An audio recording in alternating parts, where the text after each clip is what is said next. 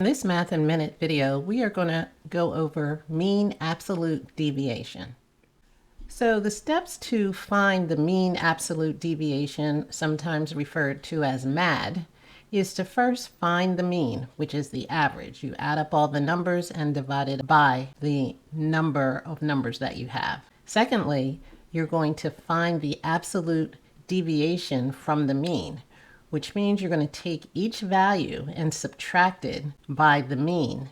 And then that will equal a number. And if it's negative, you're going to take the absolute value because the position has to be a positive. And lastly, you're going to calculate the mean of all your absolute deviations that you calculated in step 2. And that is going to give you your mean absolute deviation. So let's take a look at this example.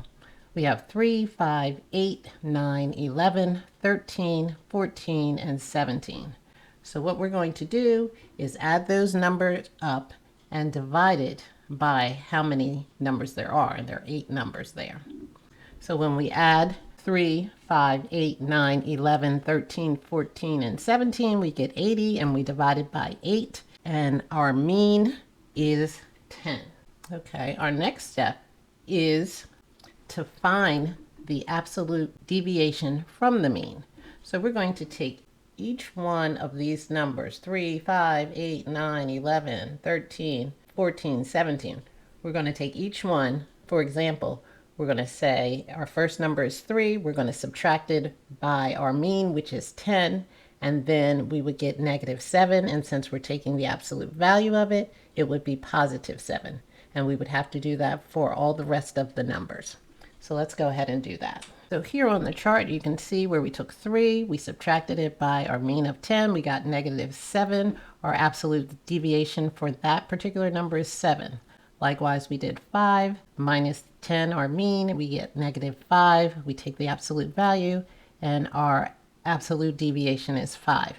And so on. We went all the way down to 17, where we subtracted from the mean of 10, and that equals 7, and that is also our absolute deviation. Our next step is we're going to take a look at each of these values in our absolute deviation column, all of these numbers, and we are going to find the mean of that. So that means we have to add them all up and then divide by 8.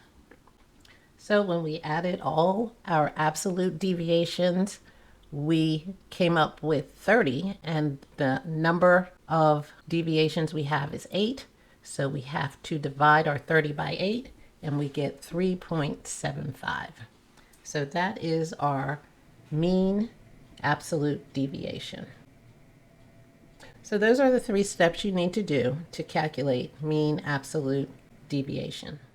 Any math topics you would like me to cover, please leave in the comments below. Thanks for watching. Please subscribe, like, share, and we'll see you next time.